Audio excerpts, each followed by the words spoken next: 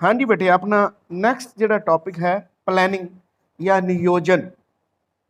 नियोजन यानी प्लैनिंग ना तो ही ਤੁਹਾਨੂੰ पता लगता है। प्लैनिंग का मतलब है भी काम शुरू होने तो पहला ही उस दे बारे सोचना, प्लैन बनाना भी की काम किया जाना है, उसनू किवें किया जाना है, किदे द्वारा किया जाना है अते कित्थे किया जाना है। ये सारिया चीज़ों की जो आपां काम नू करन तो पहला ही सोच लेंदे हाँ तो उसनू आपां प्लैनिंग कहंदे हाँ। जिवें कि मैं तुहानू सैकंड चैप्टर जो आपां कीता सी प्रबंधन के कारज यानी फंक्शनस ऑफ मैनेजमेंट जिहड़ा चैप्टर आपां जदों कीता सीगा ते उदों मैं तुहानू दस्सिया सीगा भी ये जिहड़े फंक्शनस आपां नू हैनरी फ्योल ने जिहड़े दिते सीगे प्लैनिंग, फिर उस तो बाद organising, staffing, directing, coordination and controlling, ये सारे मैं तुहानू दस्सिया सी भी आपां थोड़ा थोड़ा इन्हां बारे पढ़ रहे हैं। पर जदों अगे आपां वधांगे तो इन्हां सारिਆਂ ते एक अलग अलग जिहड़ा है चैप्टर यानी इन्हां सारिਆਂ दी डिटेल पढ़ांगे। तो अज आपां जिहड़ा प्लैनिंग चैप्टर कर रहे हाँ वो ਇਹਦੀ डिटेल का पहला यानी फस्ट जिहड़ा काम है मुढ़ला काम है, यानी मैनेजमेंट के जिहड़े कारज हुंदे ने उनका सब तो मुढ़ला काम जिहड़ा है वो प्लैनिंग है या नियोजन करना। यानी काम करन तो पहला ही सोचण की जिहड़ी प्रक्रिया है उसनू आपां प्लैनिंग कहंदे हाँ। जिवें कि क्योंकि ये सारी सोचण की प्रक्रिया है तो ये जिहड़े मुख प्रबंधक हुंदे ने किसी भी ऑर्गेनाइजेशन दे जिहड़े मेन उहदे मालक, उसका CEO, उसका मैनेजीरियल बोर्ड, ये सारे लोग हुंदे हन जिहड़े मिल के काम नूं शुरू होने तो पहला ही सारे फैसले लैंदे हन।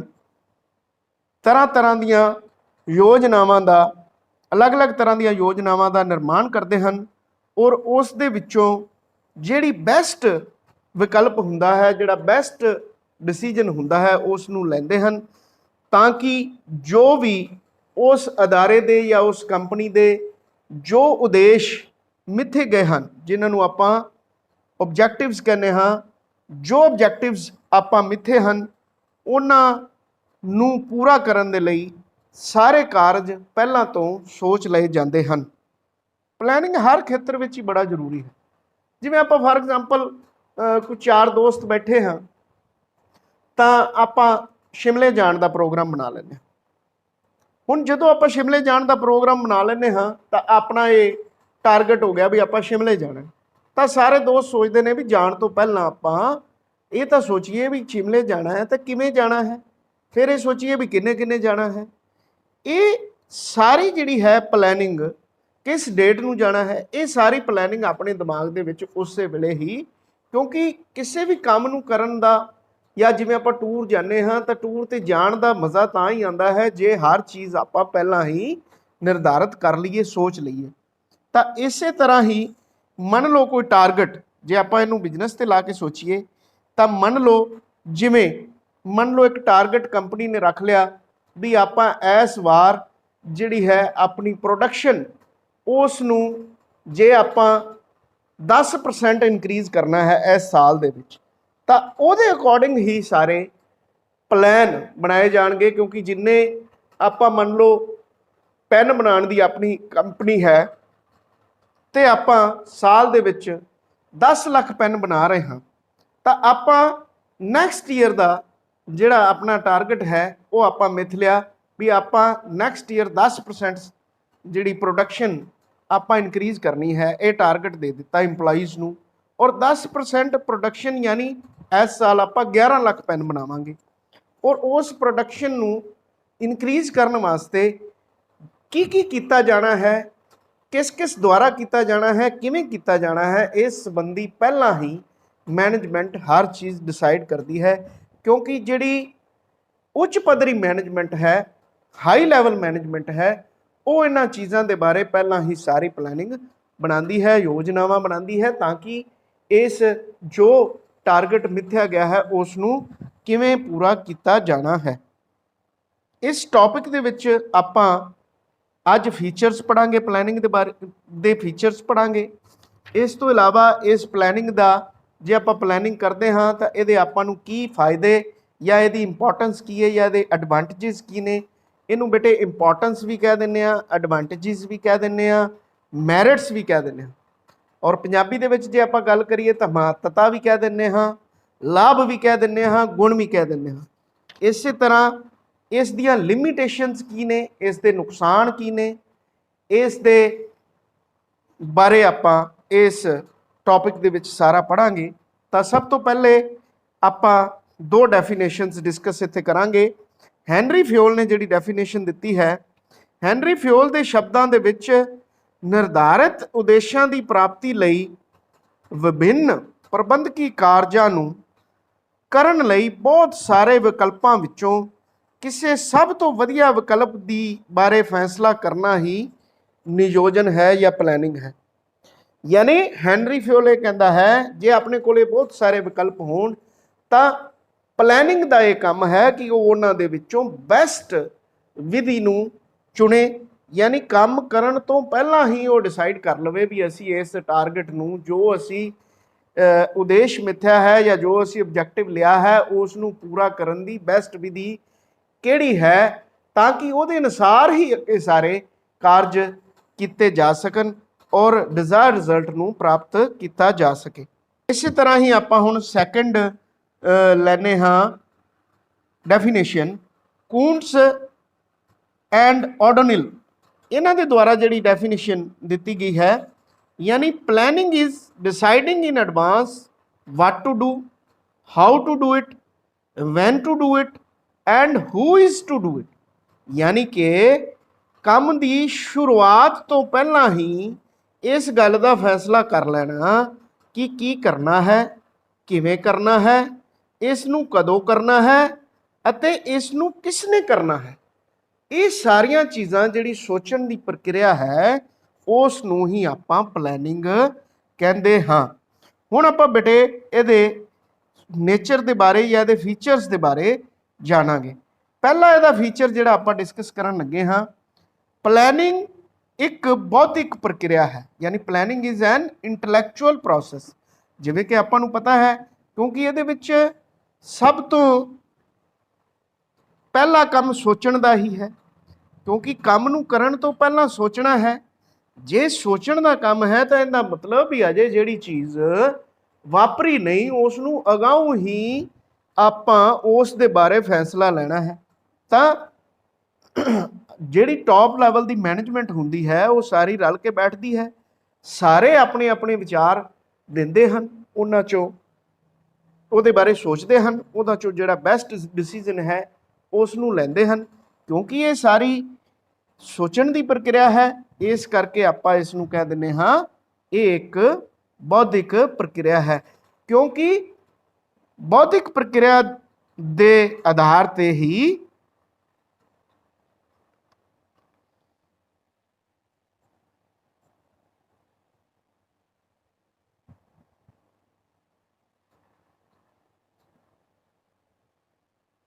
ਸਾਰੇ ਡਿਸੀਜਨ ਮੈਨੇਜਮੈਂਟ ਦੁਆਰਾ ਲਏ ਜਾਂਦੇ ਹਨ।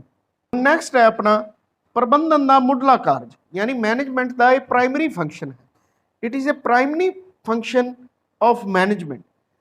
ਹੁਣ ਆਪਾਂ ਨੂੰ ਸਾਰਿਆਂ ਨੂੰ ਪਤਾ ਹੈ ਵੀ ਸਭ ਤੋਂ ਪਹਿਲਾਂ ਕੋਈ ਵੀ ਕੰਮ ਕਰਨ ਤੋਂ ਪਹਿਲਾਂ ਇਸ ਨੂੰ ਕੀਤਾ ਜਾਂਦਾ ਹੈ। ਸਭ ਤੋਂ ਪਹਿਲਾਂ ਸੋਚਣ ਦੀ ਪ੍ਰਕਿਰਿਆ ਚੱਲਦੀ ਹੈ। ਬਾਕੀ ਮੈਨੇਜਮੈਂਟ ਦੇ ਜਿੰਨੇ ਵੀ ਕੰਮ ਨੇ, ਇਸ ਤੋਂ ਬਾਅਦ ਆਰਗੇਨਾਈਜ਼ ਕੀਤਾ ਜਾਂਦਾ ਹੈ ਸਿਸਟਮ ਨੂੰ, ਉਸ ਦੇ ਮੁਤਾਬਕ ਸਟਾਫ ਦੀ ਨਿਯੁਕਤੀ ਕੀਤੀ ਜਾਂਦੀ ਹੈ, ਫਿਰ ਉਹਨਾਂ ਨੂੰ ਨਿਰਦੇਸ਼ ਦਿੱਤੇ ਜਾਂਦੇ ਹਨ ਔਰ ਸਮੇਂ-ਸਮੇਂ ਤੇ ਉਹਨਾਂ ਨੂੰ ਨਿਰੀਖਣ ਕੀਤਾ ਜਾਂਦਾ ਹੈ। ਯਾਨੀ ਕਿ ਸ਼ੁਰੂਆਤ ਇਸ ਤੋਂ ਹੁੰਦੀ ਹੈ, ਪਲੈਨਿੰਗ ਤੋਂ ਹੁੰਦੀ ਹੈ, ਔਰ ਲਾਸਟ ਤੇ ਆਪਣਾ ਫੰਕਸ਼ਨ ਜਿਹੜਾ ਆਉਂਦਾ ਹੈ ਉਸ ਨੂੰ ਆਪਾਂ ਕੰਟਰੋਲਿੰਗ ਕਹਿੰਦੇ ਹਾਂ, ਜਿਸ ਤੇ ਆਪਣਾ ਸਾਰੇ ਮੈਨੇਜਮੈਂਟ ਦੇ ਕਾਰਜ ਖਤਮ ਹੁੰਦੇ ਹਨ। ਤਾਂ management is a primary function of so planning is a primary function of management. Next ਹੈ ਇਹ ਗੋਲ ਓਰੀਐਂਟਡ ਹੁੰਦੀ ਹੈ, ਯਾਨੀ ਉਦੇਸ਼ ਕੇਂਦਰਿਤ ਹੁੰਦੀ ਹੈ।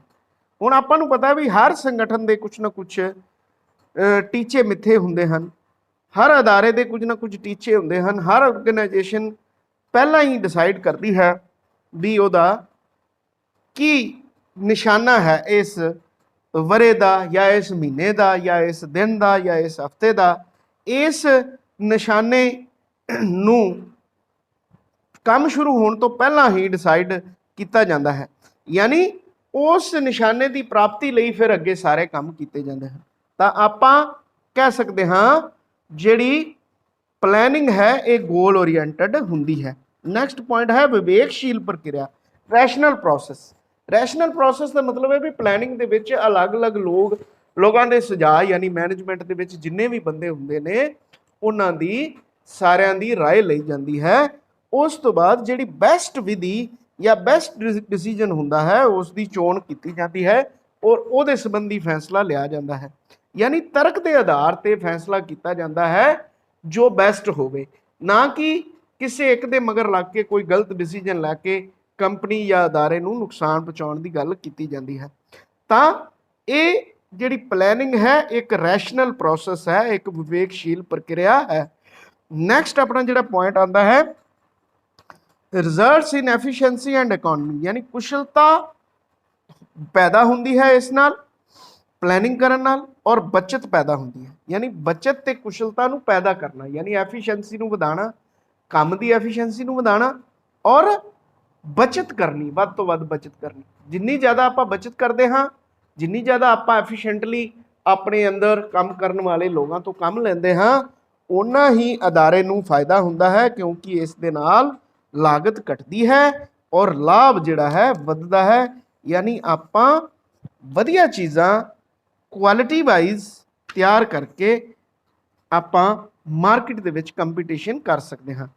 ਤਾਂ ਨੈਕਸਟ ਪੁਆਇੰਟ ਹੈ ਬੇਟੇ ਇਸ ਤੋਂ ਬਾਅਦ ਯੂਨੀਵਰਸਲ, ਯਾਨੀ ਸਰਵ ਵਿਆਪਕ ਹੈ। ਪਲੈਨਿੰਗ ਸਰਵ ਵਿਆਪਕ ਹੈ। ਸਰਵ ਵਿਆਪਕ ਦਾ ਮਤਲਬ ਹੁੰਦਾ ਵੀ ਇਹ ਪਲੈਨਿੰਗ ਹਰ ਥਾਂ ਤੇ ਲਾਗੂ ਹੁੰਦੀ ਹੈ। ਜਿਵੇਂ ਆਪਾਂ ਮੰਨ ਲਓ ਆਪਣੇ ਜੀਵਨ ਤੇ ਹੀ ਲਗਾ ਲਈਏ, ਬੱਚਿਆਂ ਨੇ ਮੰਨ ਲਓ ਇੱਕ ਟਾਰਗੇਟ ਫਿਕਸ ਕਰ ਲਿਆ ਵੀ ਮੈਂ 95% ਨੰਬਰ ਇਸ ਵਾਰ +2 ਦੇ ਵਿੱਚੋਂ ਪ੍ਰਾਪਤ ਕਰਦੇ ਹਾਂ, ਯਾਨੀ ਆਪਾਂ ਗੋਲ ਬਣਾ ਲਿਆ। ਹੁਣ ਉਸ ਗੋਲ ਨੂੰ ਪੂਰਾ ਕਰਨ ਲਈ ਆਪਾਂ ਨੂੰ ਪਲੈਨਿੰਗ ਕਰਨੀ ਪਏਗੀ। ਆਪਾਂ ਨੂੰ ਆਪਣੇ ਹਫ਼ਤੇਵਾਰੀ ਗੋਲ ਡਿਸਾਈਡ ਕਰਨੇ ਪੈਣਗੇ, ਮਹੀਨਾਵਾਰੀ ਗੋਲ ਡਿਸਾਈਡ ਕਰਨੇ ਪੈਣਗੇ, ਪੜ੍ਹਨ ਦਾ ਸਮਾਂ ਡਿਸਾਈਡ ਕਰਨਾ ਪਏਗਾ। ਵੇਖੋ ਸਾਰੀਆਂ ਯੋਜਨਾਵਾਂ ਆਪਾਂ ਨੂੰ ਪਹਿਲਾਂ ਬਣਾਉਣੀਆਂ ਪੈਣਗੀਆਂ ਵੀ ਇਸ ਟਾਰਗੇਟ ਨੂੰ ਪੂਰਾ ਕਰਨ ਲਈ ਮੈਂ ਇੰਨਾ ਕੰਮ ਕਰਾਂਗਾ, ਹਰ ਸਬਜੈਕਟ ਦਾ ਕੰਮ ਕਰਾਂਗਾ, ਰੋਜ਼ ਮੈਂ ਸਕੂਲ ਆਵਾਂਗਾ ਜਾਂ ਰੋਜ਼ ਮੈਂ ਲੈਕਚਰ ਸੁਣਾਂਗਾ, ਰੋਜ਼ ਦਾ ਕੰਮ ਰੋਜ਼ ਕਰਾਂਗਾ, ਇੰਨੇ ਘੰਟੇ ਪੜ੍ਹਾਈ ਕਰਾਂਗਾ, ਇਹ ਮੇਰਾ ਹਫ਼ਤਾਵਾਰੀ ਗੋਲ ਹੋਏਗਾ, ਇਹ ਮੇਰਾ ਡੇਲੀ ਦਾ ਪੜ੍ਹਨ ਦਾ ਰੂਟੀਨ ਹੋਏਗਾ, ਇੰਨਾ ਮੈਂ ਇੱਕ ਮੰਥ ਦੇ ਵਿੱਚ ਕੰਮ ਨਿਬੇੜਾਂਗਾ। ਸਟੈਪ ਬਾਈ ਸਟੈਪ ਅੱਗੇ ਵੱਧਦਾ ਜਾਵਾਂਗਾ। ਤਾਂ ਪਲੈਨਿੰਗ ਇੱਥੇ ਵੀ ਲਾਗੂ ਹੋਊਗੀ। ਇਸ ਤੋਂ ਬਾਅਦ ਆਪਾਂ ਇੱਕ ਕੋਈ ਵੀ ਛੋਟਾ ਦੁਕਾਨਦਾਰ ਹੈ ਉਹ ਵੀ ਪਲੈਨਿੰਗ ਉੱਥੇ ਵੀ ਲਾਗੂ ਹੁੰਦੀ ਹੈ।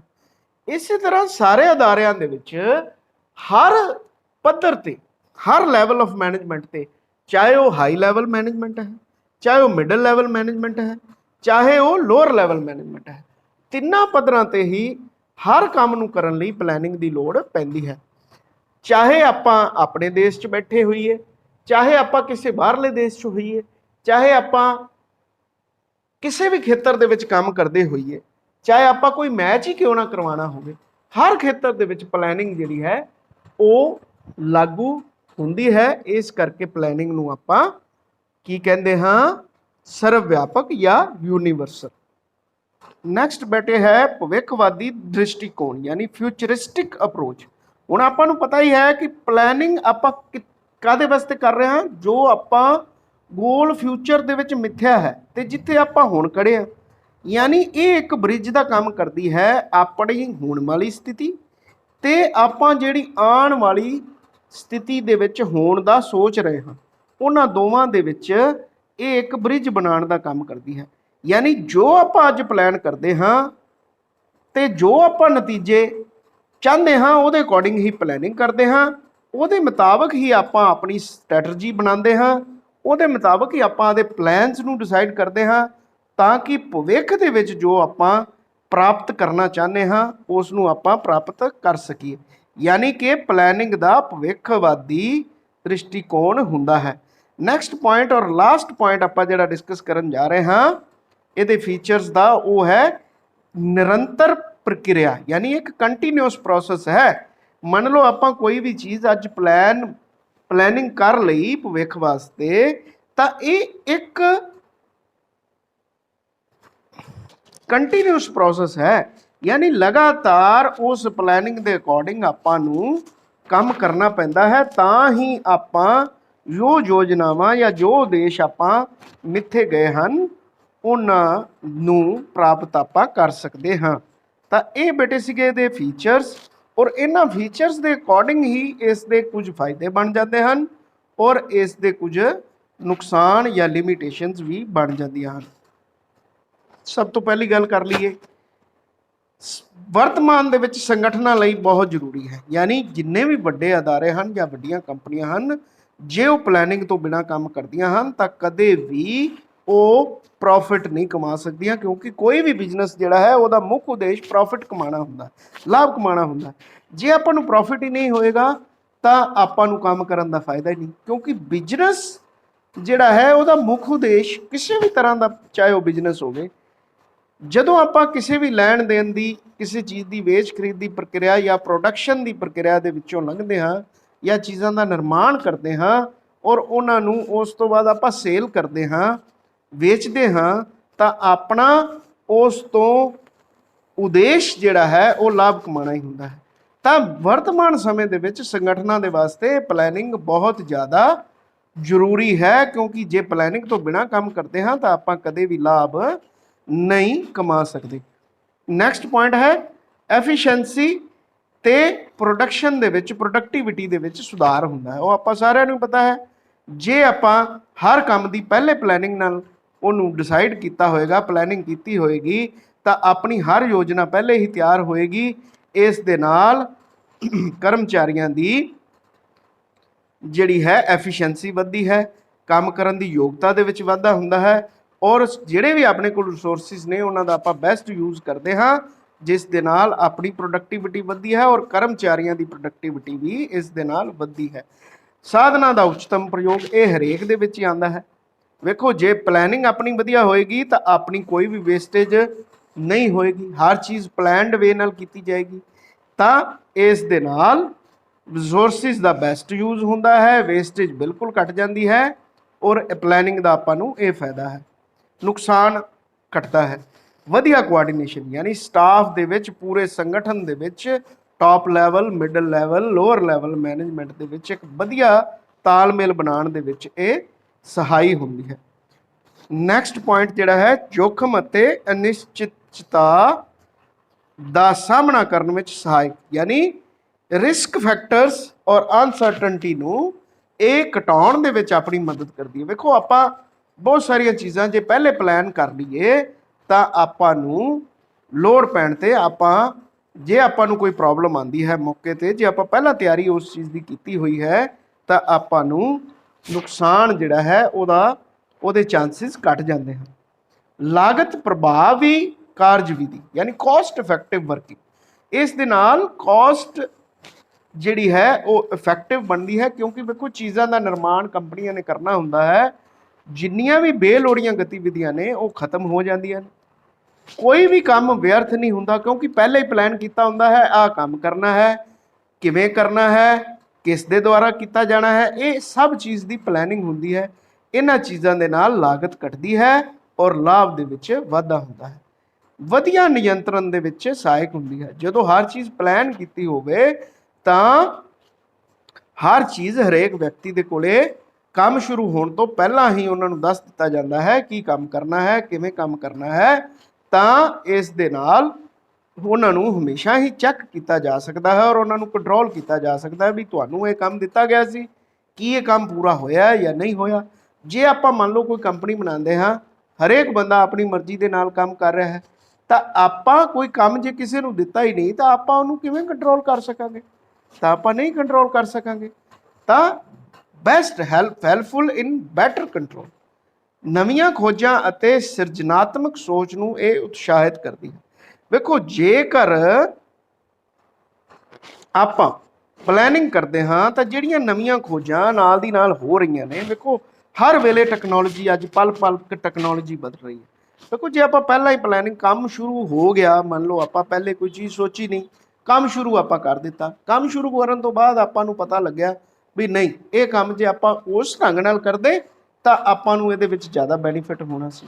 तां इस तरह नवीं नवीं चीज़ां या नवीं नवीं टैक्नोलॉजी जिहड़ी कि बिजनेस दे विच आ रही है, लगातार संगठन जिहड़े ने, अदारे जिहड़े ने या प्लैनिंग करने वाले जिहड़े लोग ने उन्हां नूं अपना रहे ने, जिन्हां दे नाल उन्हां दी कॉस्ट घटदी है और लगातार वो योजनावां दे विच जे लोड़ पैण ते वो बदलाव भी करते हैं ताकि बेस्ट तो बेस्ट जिहड़ी क्वालिटी दी चीज़ तैयार होवे और मिनिमम कॉस्ट यानी घट तो घट लागत दे विच तैयार हो जाए। क्योंकि जे आपां चीज़ नूं घट लागत ते तैयार कर लैंदे हां तां मार्केट दे विच आपां ओही चीज़ बड़े सस्ते रेट ते वधिया क्वालिटी दी चीज़ जे आपां दिंदे हां तां आपां बहुत ज़्यादा लाभ कमा सकते हैं, क्योंकि इस दे नाल अपनी सेल वधदी है। जे सेल वधेगी तो आपां नूं प्रॉफिट ज़्यादा होएगा। जिवें हुण आपां एक एग्जाम्पल चलो लै, देखो एप्पल के फोन बहुत ज़्यादा महंगे ने और कई कंपनियां ओप्पो, वीवो, योमी बहुत ऐसिया कंपनियां ने जिन्हां ने उही चीज़ां घट लागत ते मोबाइल उन्हां दे तैयार कर लए ने और घट लागत दे उत्ते वधिया, जिन्हां दा कैमरा भी क्लैरिटी भी वधिया है, जिन्हां दी रैम साइज़ भी वधिया है, जिन्हां दा प्रोडक्ट वेखण नूं भी वधिया हुंदा है और उन्होंने घट लागत ते उही चीज़ां तैयार कर लईआं ने। इस दे नाल उन्हां ने मार्केट दे विच अपने फोन सस्ते रेटां दे उपर भेजे हैं, उन्हां दे नाल उन्हां दी सेल दे विच लगातार वाधा होया है। तां इत्थों आपां नूं पता लगदा है नवीं तो नवीं टैक्नोलॉजी यूज़ करके आपां मार्केट दे विच अपनी बड़ी वधिया स्थान बना सकते हैं। तां इह बेटे कुछ पॉइंट्स सीगे जिहड़े कि प्लैनिंग दे आपां नूं फायदे हुंदे हन, यानी इंपॉर्टेंस की है, उस दे लाभ की हैं। हुण इस दियां दे नुकसान की हैं? नुकसान भी हुंदे हन प्लैनिंग दे, क्योंकि भरोसेयोग अंकड़ियां दी घाट, जिवें लैक ऑफ रिलायबल डाटा, यानी कई बारी आपां जिहड़ियां योजनावां बनाते हाँ, कई बारी आपां अपने कोले वधिया डाटा उपलब्ध नहीं हुंदा, यानी अपने कोले जिहड़ी सूचना हुंदी है वो अथेंटिक नहीं हुंदी, सही नहीं हुंदी। इस करके कई बार अपनी प्लैनिंग जिहड़ी है उन्नी वधिया ढंग नाल सिरे नहीं चढ़दी। आपां कोशिश तो करते हाँ भी आपां बहुत वधिया हर चीज़ नूं प्लैन कर लीए, पर कई बारी जे डाटा वगैरह गलत हो जाए या अपने कोले इनफॉर्मेशन सही ना पहुँचे तो उस दे आपां नूं नुकसान भी हुंदे हन। समय दी वेस्टेज, देखो ये ते प्लैनिंग करन ते बड़ा दिमाग भी लगता है और बड़ा समा भी लगता है। तो देखो किते ना किते योजनावां दे निर्माण दे विच समा लगता है, योजनावां नूं लागू करन दे विच भी बहुत ज़्यादा समा लगता है। बहुत बार कई कारज इसे करके शुरू नहीं हो पाते क्योंकि उन्हां नूं करन दी पहले प्लैनिंग या वो जिहड़ा उस प्लैनिंग का खाका ही तैयार नहीं हो पाता। कई बारी की है कई काम प्लैनिंग दे विच ही रह जाते हैं और काम सिरे ही नहीं चढ़ पाते। तो इस तरह कई बार समय की वेस्टेज भी ये हो जाती है। अपन में तो पता ही है ये, क्योंकि प्लैनिंग जिहड़ा है इंटलैक्चुअल या सियाणे बंदियां दा काम हुंदा है, जिहड़े कि बहुत पढ़े लिखे या बिजनेस नूं जानन वाले हुंदे हन। तां इस करके उन्हां लोगां नूं पे करना या उन्हां लोगों के खर्चे भी बहुत ज़्यादा होंगे हैं, जिस करके प्लैनिंग जिहड़ी है एक वधेरे लागत वाली प्रक्रिया है। अते ये छोटे जिहड़े अदारे ने या छोटे जिहड़े बिजनेस ने उन्हां दे विच ज़्यादा खर्च सहन की क्षमता नहीं हुंदी, इस करके उन्हां दे विच लागू नहीं की जा सकती। हैमन कहता है कि जिहड़ी प्लैनिंग की लागत जिहड़ी है वो बहुत ज़्यादा नहीं होनी चाहिए, यानी जो भी योजनावां तैयार कीतियां जान उन्हां दा खर्चा बड़ा लिमिटेड होना चाहिए। ये ना होवे भी आपां प्लैनिंग ते खर्चा ज़्यादा कर लीए और जिहड़े उस तरह के आपां नूं नतीजे प्राप्त ना हो। इस दा एक ये नुकसान भी हुंदा है भी पहल कदमी का अंत हुंदा, यानी एंड ऑफ इनिशिएटिव्स। हर वर्ग दे विच यानी हाई लैवल, मिडल लैवल और लोअर लैवल दे विच कई बारी कई कर्मचारियों के कोले किसी काम नूं करन दा बेहतर तजर्बा हुंदा है, पर जदों मैनेजमेंट कई चीज़ां पहले ही डिसाइड कर लैंदी है तां लोग जिहड़े होर अच्छा उसनूं काम कर सकते हुंदे हन, कई बारी वो ਉਸ ਨੂੰ ਕਰਨ ਦੇ ਯੋਗ ਨਹੀਂ ਹੋ ਪਾਉਂਦੇ, ਜਾਂ ਉਸ ਨੂੰ ਬਿਹਤਰ ਹੋਰ ਕੀਤਾ ਜਾ ਸਕਦਾ ਹੁੰਦਾ ਹੈ। ਪਰ ਕਿਉਂਕਿ ਪਲੈਨਿੰਗ ਜਿਹੜੀ ਹੈ ਟੌਪ ਲੈਵਲ ਮੈਨੇਜਮੈਂਟ ਵੱਲੋਂ ਪਹਿਲੇ ਹੀ ਆਰਡਰਸ ਆਏ ਹੁੰਦੇ ਹਨ ਵੀ ਇਸ ਕੰਮ ਨੂੰ ਇਸ ਢੰਗ ਨਾਲ ਹੀ ਕੀਤਾ ਜਾਣਾ ਹੈ, ਤਾਂ ਉਸ ਨੂੰ ਉਹ ਉਵੇਂ ਹੀ ਕਰਦੇ ਹਨ। ਇਸ ਦੇ ਨਾਲ ਕਈ ਵਾਰੀ ਕਰਮਚਾਰੀ ਅੰਦਰੋਂ ਉਹਨਾਂ ਦਾ ਮਨ ਜਿਹੜਾ ਹੈ ਉਹ ਖੁਸ਼ ਨਹੀਂ ਰਹਿੰਦਾ। ਤਾਂ ਗਤੀਸ਼ੀਲ ਵਾਤਾਵਰਣ ਦੇ ਵਿੱਚ ਉਪਯੋਗੀ ਨਹੀਂ ਹੈ। ਹੁਣ ਆਪਾਂ ਨੂੰ ਪਤਾ ਹੈ ਪਲੈਨਿੰਗ ਜਿਹੜੀ ਹੈ ਇਹ ਪਹਿਲਾਂ ਹੀ ਕਰ ਲਈ ਜਾਂਦੀ ਹੈ, ਪਰ ਸਮਾਂ ਹਰ ਵੇਲੇ ਬਦਲਦਾ ਰਹਿੰਦਾ ਹੈ। ਵਪਾਰਕ ਵਾਤਾਵਰਣ ਆਪਾਂ ਪੜ੍ਹਿਆ ਹੈ, ਵਪਾਰਕ ਵਾਤਾਵਰਣ ਦੀ ਬਿਜ਼ਨਸ এনवायरमेंट ਦੀ ਸਕੈਨਿੰਗ ਕਰਨੀ ਬੜੀ ਜ਼ਰੂਰੀ ਹੈ। ਬਿਜ਼ਨਸ এনवायरमेंट ਸਮੇਂ-ਸਮੇਂ ਤੇ ਹਰ ਪਲ ਬਦਲ ਰਿਹਾ ਹੈ। ਹੁਣ ਵੇਖੋ ਫਾਰ ਐਗਜ਼ਾਮਪਲ ਆਪਾਂ ਪਿਛਲੇ 4 ਮਹੀਨੇ ਆਪਾਂ ਵੇਖੇ ਨੇ ਕਰੋਨਾ ਵਾਇਰਸ ਫੈਲ ਗਿਆ ਔਰ ਦੁਨੀਆ ਦੇ ਵਿੱਚ ਸਾਰੇ ਵਪਾਰ ਜਿਹੜੇ ਨੇ ਠੱਪ ਹੋ ਗਏ। ਯਾਨੀ ਜੋ ਵੀ ਬਿਜ਼ਨਸ ਦੀਆਂ ਸਾਰੀਆਂ ਪਲੈਨਿੰਗਾਂ ਸੀ ਉਹ ਪਲੈਨਿੰਗਾਂ ਕਿਤੇ ਨਾ ਕਿਤੇ ਸਾਰੀਆਂ ਹੀ ਫੇਲ ਹੋ ਗਈਆਂ। ਤਾਂ ਆਪਾਂ ਕਈ ਵਾਰੀ ਬਦਲ ਰਹੇ ਵਾਤਾਵਰਣ ਦੇ ਅਨੁਸਾਰ ਜਿਹੜੇ ਪਲੈਨਿੰਗ ਹੈ ਉਹ ਆਪਣੀ ਸਿਰੇ ਨਹੀਂ ਚੜ੍ਹਦੀ। ਤਾਂ ਆਪਾਂ ਇਹ ਕਹਿ ਸਕਦੇ ਹਾਂ ਗਤੀਸ਼ੀਲ ਵਾਤਾਵਰਣ ਦੇ ਵਿੱਚ, ਡਾਇਨਾਮਿਕ এনवायरमेंट ਦੇ ਵਿੱਚ ਇਹ ਕਈ ਵਾਰੀ ਉਨੀ ਯੂਜ਼ਫੁਲ ਨਹੀਂ ਹੁੰਦੀ, ਕਿਉਂਕਿ ਵੇਖੋ ਬਿਜ਼ਨਸ এনवायरमेंट ਹਮੇਸ਼ਾ ਬਦਲਦਾ ਰਹਿੰਦਾ ਹੈ, ਸਮਾਂ ਇੱਕੋ ਜਿਹਾ ਨਹੀਂ ਰਹਿੰਦਾ। ਬਿਜ਼ਨਸ ਨੂੰ ਕੰਮ ਕਰਨ ਦਾ ਜਿਹੜਾ এনवायरमेंट ਹੈ ਉਹ ਬਦਲਦਾ ਰਹਿੰਦਾ ਹੈ। ਸਰਕਾਰ ਦੀਆਂ, ਸਮਾਜ ਦੀਆਂ, ਰਾਸ਼ਟਰ ਦੀਆਂ, ਕੁਦਰਤ ਦੀਆਂ ਕਈ ਯੋਜਨਾਵਾਂ ਐਸੀਆਂ ਨੇ ਜਿਹੜੀਆਂ ਤੁਹਾਡੀਆਂ ਸਾਰੀਆਂ ਪਲੈਨਿੰਗਸ ਨੂੰ ਫੇਲ ਕਰ ਦਿੰਦੀਆਂ ਨੇ, ਜਿਵੇਂ ਕਿ ਹੁਣ ਵਾਪਰਿਆ। ਤਾਂ ਇਸ ਕਰਕੇ ਗਤੀਸ਼ੀਲ ਵਾਤਾਵਰਣ ਦੇ ਵਿੱਚ ਇਹ ਉਪਯੋਗੀ ਨਹੀਂ ਰਹਿੰਦੀ। ਹਾਂ, ਪਲੈਨਿੰਗ ਦੇ ਵਿੱਚ ਨੈਕਸਟ ਜਿਹੜਾ ਪੁਆਇੰਟ ਹੈ ਸੰਕਟਕਾਲੀਨ ਸਥਿਤੀ ਦੇ ਵਿੱਚ ਉਪਯੋਗੀ ਨਹੀਂ ਹੈ। ਯਾਨੀ ਹੁਣ ਆਪਾਂ ਵੇਖਿਆ ਨਾ ਸੰਕਟ ਆ ਗਿਆ ਤਾਂ ਇਹ ਫੇਲ ਹੋ ਗਿਆ ਪ੍ਰੋਸੈਸ। ਤਾਂ ਨੈਕਸਟ ਪੁਆਇੰਟ ਹੈ ਮਾਹਿਰਾਂ ਦੀ ਲੋੜ। ਇਸ ਦੇ ਵਾਸਤੇ ਮਾਹਰ ਵਿਅਕਤੀਆਂ ਦੀ ਲੋੜ ਪੈਂਦੀ ਹੈ ਜੋ ਕਿ ਹਰ ਤਰ੍ਹਾਂ ਦੇ ਅਦਾਰਿਆਂ ਦੇ ਕੋਲੇ ਉਪਲਬਧ ਨਹੀਂ ਹੁੰਦੇ। ਇੱਕ ਨੈਕਸਟ ਪੁਆਇੰਟ ਹੈਗਾ ਛੋਟੇ ਸੰਗਠਨਾਂ ਵਾਸਤੇ ਇਹ ਉਪਯੁਕਤ ਨਹੀਂ ਹੈ। ਤਾਂ ਇਹ ਬੇਟੇ ਆਪਾਂ ਪਹਿਲਾਂ ਡਿਸਕਸ ਕੀਤਾ ਕਿਉਂਕਿ ਇਹਦੀ ਕਾਸਟ ਜ਼ਿਆਦਾ ਹੁੰਦੀ ਹੈ, ਇਸ ਕਰਕੇ ਛੋਟੇ ਅਦਾਰਿਆਂ ਦੇ ਵਿੱਚ ਵਧੀਆ ਨਹੀਂ ਰਹਿੰਦੀ। ਤਾਂ ਬੇਟੇ ਇਹ ਜਿਹੜਾ ਆਪਾਂ ਅੱਜ ਟੌਪਿਕ ਕੀਤਾ ਹੈ ਪਲੈਨਿੰਗ ਕੀ ਹੁੰਦੀ ਹੈ, ਉਸ ਤੋਂ ਬਾਅਦ ਆਪਾਂ ਕੀਤਾ ਇਹਦੇ ਫੀਚਰਸ ਕੀ ਹਨ, ਉਸ ਤੋਂ ਬਾਅਦ ਆਪਾਂ ਕੀਤਾ ਇਹਦੇ ਲਾਭ ਕੀ ਹਨ ਔਰ ਇਹਦੇ ਨੁਕਸਾਨ ਕੀ ਹਨ। ਤਾਂ ਇਹਦੇ ਬਾਰੇ ਬੇਟੇ ਤੁਸੀਂ ਚੰਗੀ ਤਰ੍ਹਾਂ ਇਸ ਨੂੰ ਸੁਣ ਲੈਣਾ ਹੈ, ਲੈਕਚਰ ਨੂੰ ਪੜ੍ਹਨਾ ਵੀ ਹੈ, PDF ਜਿਹੜੀ ਤੁਹਾਨੂੰ ਭੇਜੀ ਗਈ ਹੈ ਉਸ ਨੂੰ ਵੀ ਦੇਖਣਾ ਹੈ ਔਰ ਇਸ ਨੂੰ ਚੰਗੀ ਤਰ੍ਹਾਂ ਸਮਝ ਕੇ ਕਰਨਾ ਹੈ ਤਾਂ ਕਿ ਨੈਕਸਟ ਲੈਕਚਰ ਤੁਹਾਨੂੰ ਹੋਰ ਵੀ ਵਧੀਆ ਢੰਗ ਨਾਲ ਸਮਝ ਆਵੇ। ਸ਼ੁਕਰੀਆ, ਧੰਨਵਾਦ।